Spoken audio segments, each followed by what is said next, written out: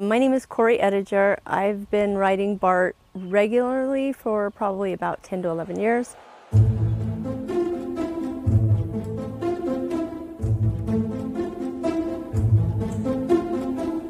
The most endangered I felt one morning was catching a train. It was the first train out of the yard, and a huge guy got on the train with me. He was probably at least 6.5, if not 7 feet tall. He was gigantic. He had no shirt on, he had just sweatpants on, and he had a club. He had a club with him that was about this big around. It was not a baseball bat, it was a club. A club? It was a club. And he was hitting it like this, like you would a baseball bat. He was hitting it, and he was pacing up and down my train. And everyone just froze, and we were just like, we didn't know what to do, because you can't get up and hit the intercom if that guy's on your train with the club, because you can quickly become a target. What was going through your head? Try to remain invisible. After hitting all of our seats a number of times, going up and down the aisle with the club, then he went over to the double doors, started just hitting his head. I thought he was hitting it hard enough to crack it. Banging his head along the glass. Correct. Then he comes literally right next to me and goes like this, just drops to the ground into full body push-ups. And just did, I don't know, at least 50 to 70 full body push-ups, perfect form. And we just didn't know what to do. So this guy who's shirtless, who comes on with a club, then just starts doing push-ups on BART. Correct. How did it end? He eventually got off the train. So I don't know where he went. I don't know if he got on another train or if he left the station. I don't know, but we were just very relieved. What do you expect? You don't know what to expect. That's the problem.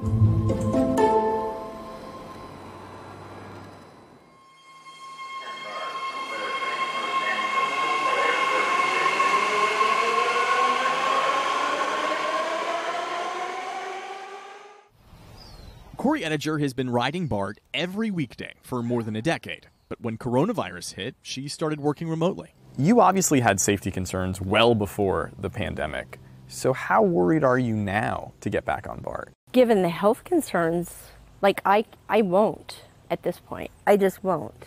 When do you think you'll ever ride BART again? Hopefully never. You feel that strongly about it? I do. Corey suffers from asthma and recently had a heart attack. She worries her health may put her at greater risk of contracting COVID-19. She's among the roughly 90% of riders who haven't boarded BART since March. That's 5 months and counting. Pandemic aside, she said she doesn't feel safe on the trains.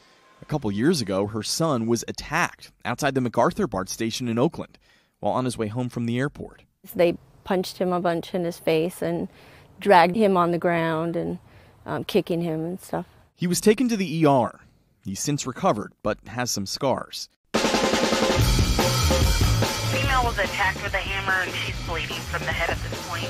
I'm even wearing my own pepper spray. I don't see any police presence on BART. We began this series by exposing how BART is one of the most dangerous transportation systems in the country. We reviewed more than 19,000 records for crimes committed on BART from 2014 to 2019. Our investigative unit found that BART had a higher rate of violent crime than subway systems in Los Angeles, New York, D.C., and Atlanta. In hopes of improving safety, BART hired transit experts at the University of North Texas, who determined BART should hire at least 94 new officers by 2023. That's about 19 officers a year for 5 years. BART hired the first 19 last year, and violent crime dropped about 19% in the first 3 months of this year. The COVID pandemic continues to grow. Then came COVID, a dramatic decline in ridership, and a projected loss for BART of $363 million just this year alone. So those new officer positions were cut. If it used to be a priority for BART, why isn't it anymore? I would frame that slightly different. The head of BART, Bob Powers, says the police department already has the money to fill more than a dozen officer jobs that have been vacant. So he wants to make those hires first before giving the department more funding to expand the force. Not deprioritize them, not skip them, just defer them. It's a bit of semantics here, but bottom line, Money that was going to be used to hire more officers was taken away. BART's police force has about 178 sworn officers, but only about 55 are dispatched any given weekday to police 50 train stations, 131 miles of track, and about 45,000 riders daily. Before the pandemic, there were about 400,000 riders. And a common critique from those passengers is that BART cops aren't often around. In probably over 10 years, I've probably seen police walk through a train less than 10 times. Less than 10 times in about a decade? Right. What does that tell you? That's why I'm not going back. I mean that in addition to COVID. I honestly don't know what the BART police do. I mean, I know it's a big system. I know their job's probably not easy or fun, but I don't know. I don't know what the police do. No, you're fine. You're fine. No, I'm trying to center myself. There you go. Here's the guy who would know. My name is Ed Alvarez, Chief of Police, BART. We spoke to him via video chat. Yeah, go for it. Because, you know, that whole social distancing thing. We didn't have enough personnel to be able to put officers full-time on the trains. But now that since our hiring numbers have increased, we've been able to pull some of those officers out of our regular patrol and put them onto trains. Starting in January, the department began dispatching 12 officers each day to walk the trains in pairs as part of a new shift. But during the pandemic, that's been cut down to 8 officers, who now only work Friday through Sunday mostly. They're only working a mid-shift to be able to provide some sort of presence. Since the start of the pandemic, ridership has been way down, about 90%. But the violent crime rate here is now way up, more than 6 times higher what it was just before the health crisis. For every 1 million riders, BART used to experience about 5 violent crimes. But now with fewer passengers, that's spiked to roughly 32. I'm very concerned by this. Here's BART Director Deborah Allen. We still have a problem with crime on the trains. With dollars dwindling at BART, it's a question of priorities. Their number one priority, the top priority, all of our priorities. That word has come up a lot at BART board meetings, partly because the agency is being backed into a financial corner. About 65% of BART's budget is funded by passengers. But remember, ridership is down about 90%. So until people return, BART expects to lose $40 million every month. Despite the colossal loss of revenue, BART recently passed a $2.4 billion budget that included no layoffs, furloughs, or pay cuts. In fact, we've learned 57 station agents who had been scheduled to work until midnight now regularly get to go home a few hours early with their same pay, since BART now closes at 9 p.m. We've also discovered more than 4,000 BART employees, that's 99% of its workforce, just got a nearly 3% pay raise as the result of union contracts negotiated before the pandemic. Now salaries are at an all-time high, despite ridership being at an all-time low.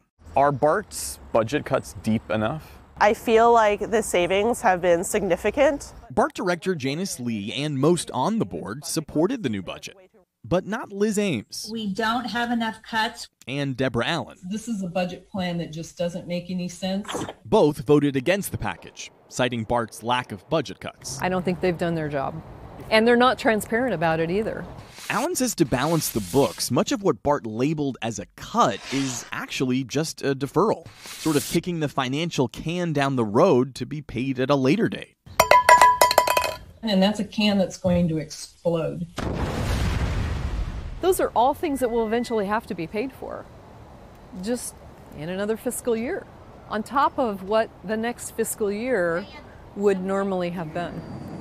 BART has been able to keep the trains running in large part thanks to $377 million in bailout funding from the federal government. But there's no telling if more emergency aid will be available in the future. And despite BART boasting about making major budget cuts, this year the agency is still slated to spend $51 million more compared to last year, back when people were actually riding BART. So Allen pushed to slash that budget increase by potentially taking money away from BART's biggest expense, worker salaries. What do you say to those who argue it's the principle? BART shouldn't axe its employees right now.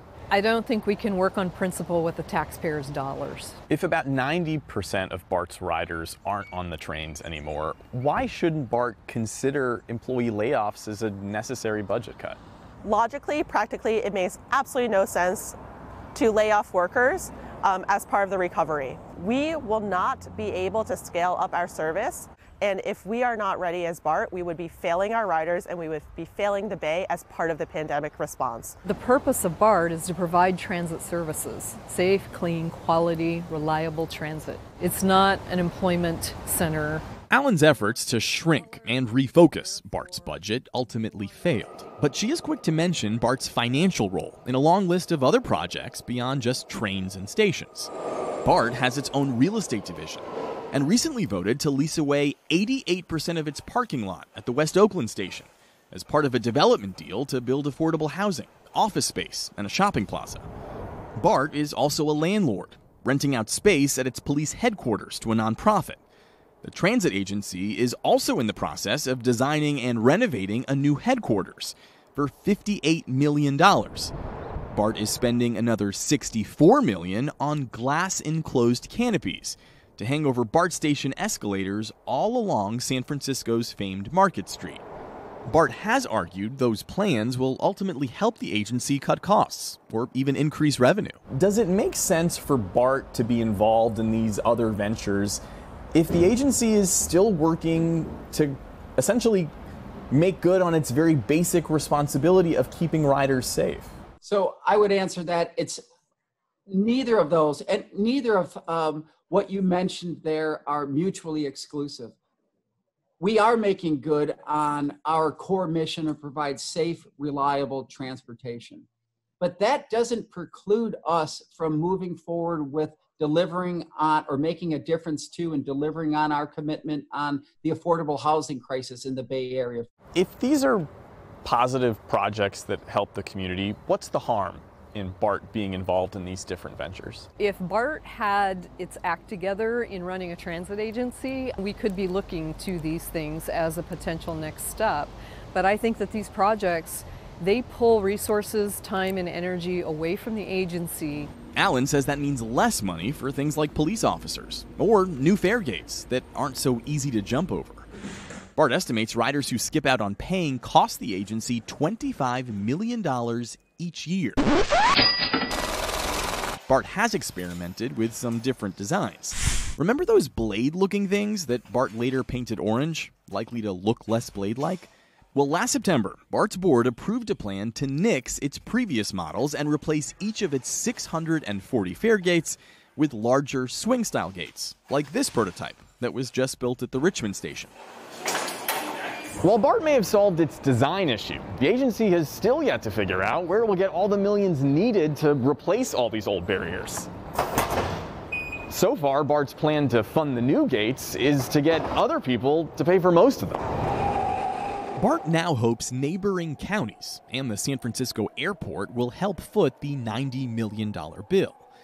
But there are no guarantees they'll be willing to cough up much during a health crisis. And if the money isn't there, the gates won't be either. Allen says BART owes its customers that extra security. You know, we provide a service and people pay for that service. Oh, it absolutely should be treated like a business. We're not a business. We are an essential service that is funded by our taxpayers. We are a government agency, and without BART, our region doesn't run. But if BART is still struggling with its basic responsibility of keeping riders safe, should it rethink its priorities? I disagree with that premise. I don't think BART is failing at keeping its riders safe. The proof is in our ridership. If we're doing the right thing, our riders will come back. So what happens if they don't? Ahead on Derailed. Something needs to change before I can feel safe riding BART again. Plus, a BART director defends the leader of the Confederate Army. Robert E. Lee was an exemplary general. He later apologized, but what's Oprah got to do with it? More Oprah Winfrey, yeah. Oprah's. And a debate about race and reform gets personal. White folks say all the time, I'm not racist. Well, that's not your call to make.